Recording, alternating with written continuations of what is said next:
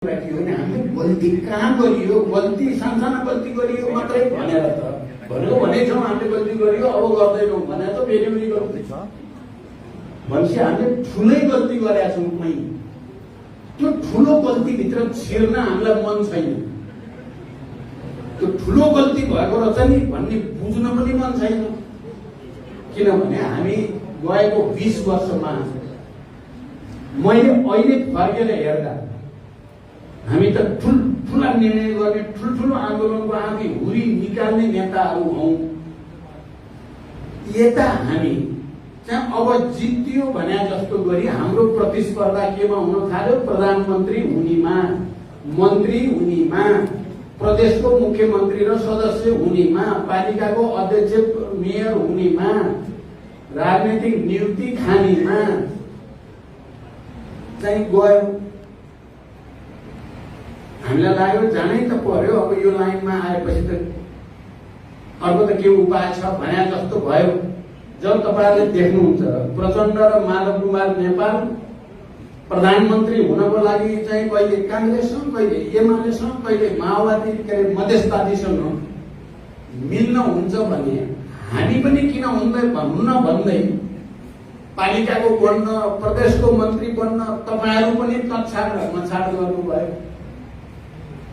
पार्टीका नेताहरू नै चुनाव जित्नको लागि दलालहरूसँग पैसा मागेर खर्च गर्छन् भने हामीले पनि पैसा मागेर खर्च गर्न किन नहुने भन्ने लेसन तपाईहरुतिर सम्प्रेषित भयो के थाहै नपाइकन नियततिर नजाउँ। नियत के थियो भन्न थाल्यो भने एक खालको कुरा हुन्छ। तर परिणाम के भयो भने हामी सबै चाहिँ पदको निम्ति, प्रतिष्ठाको निम्ति, पैसाको निम्ति, स्वार्थको निम्ति सम्पूर्ण तागत लगाउनेमा भइयो। किताबमा जेसुकै भने पनि, मुखले जेसुकै बोले पनि हाम्रो आचरण त्यस्तो हुँदै गयो। जनताले यस्तो सोचेका थिएन यो कम्युनिस्ट पार्टीलाई, माओवादी एमालेलाई अब त यिनीहरू आएपछि त साँच्चै हाम्रो मुक्ति हुन्छ भन्ने सोचेको जनतालाई हेर्यो। पालिकाका नेता देख्छन्, घर दिनदिनै देख्छन् नि, ओडाका देख्छन्, पैसाको लागि मसट्टै हालेको देख्छन्, जोसँग पनि चाकरी गरेको, दलाली गरेको देखेका छन्। उनीहरू देखेपछि हैरान हुन्छन्।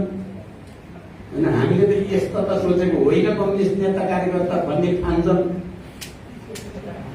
अनि यसो माथिका हेर्छन्, माथिका पनि उस्तै भनेपछि जनतामा हामी प्रति एउटा खालको वितृष्णा, जे सोचेर त्यत्रो बलिदान गरिएको थियो यो त अर्कैको भयो भन्ने लाग्यो।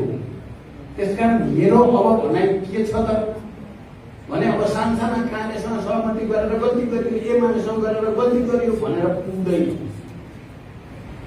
हामीले ठुलो गल्ती गरे, त्योभन्दा धेरै ठुलो।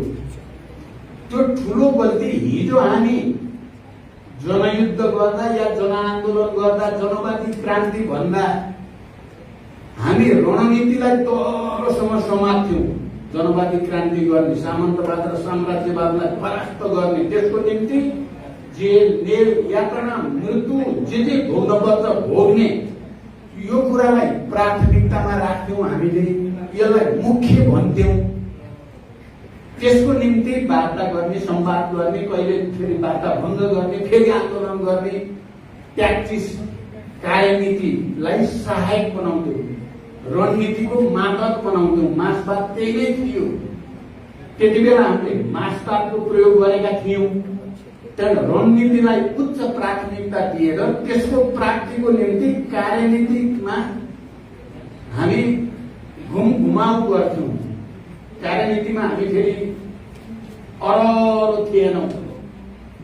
त्यसो भएर त हामी, मैले अघि भने नि, हामी 7 राजनीतिक दलसँग लगातार वार्ता इत्यादि गर्थ्यौं, सरकारसँग संवाद गरिराख्थ्यौं। संविधान सभा हुन्छ भने हामी शान्तिमा आउँछौं पनि भन्थ्यौं।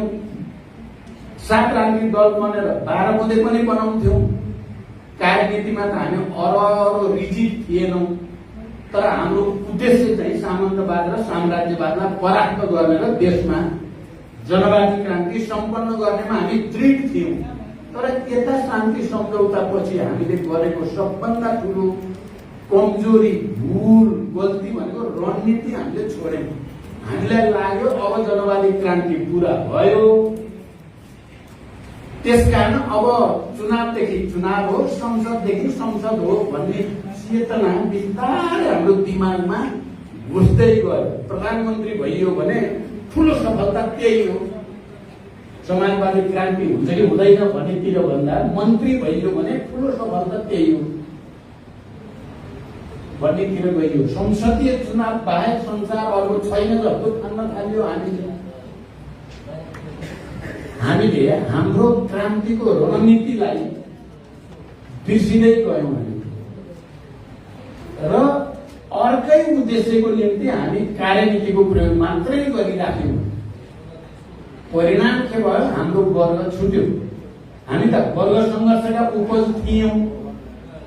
दुश्मन वर्गसँग सङ्घर्ष गरेर लडेर चाहिँ जनताको विश्वास र माया भरोसा आर्जन गरेका हौँ हामीले। यतापट्टि आएपछि हेऱ्यौँ भने हामीले वर्ग सङ्घर्ष छोड्यौँ। हाम्रो मजदुर, हाम्रो किसान, हाम्रा उत्पीडित वर्ग समुदायसँग नियमित र घनिष्ठ सम्बन्ध बनाउने, उनका दुःख सुखका कुरा के छन् तिनलाई कसरी उठाउँदाखेरि आन्दोलन हुन्छ र समाजवादको आधार तयार हुन्छ भन्ने कुरालाई हामीले डकुमेन्टमा अलिअलि त लेख्ने गर्यौं, तर व्यवहार गर्ने चाहिँ बुर्जुवाले जस्तै गर्यौं हामीले। त्यसकारण गल्ती त्यहाँ भयो भन्ने छ मेरो। मैले अहिले पार्टीको निर्णय तपाईहरुलाई सुनाइराखेको छैन। यो तपाईहरु पनि सोध्नुहोस्, यो हो कि होइन? हामीले वर्ग सङ्घर्ष छोडेको हो कि होइन? हामीले रणनीति छोडेको हो कि होइन? हामीले आफ्नो मूलभूत विचार सिद्धान्तबाट विचलित भएर बुर्जुवा, लिबरल बुर्जुवा, पहिला हामीले सम्झौता गरेको लिबरल बुर्जुवासँग हो। गिरिजा प्रसाद कोइराला लगायत नेपाली काङ्ग्रेस त्यति बेला हामी त वामपन्थी भइहाल्यौँ।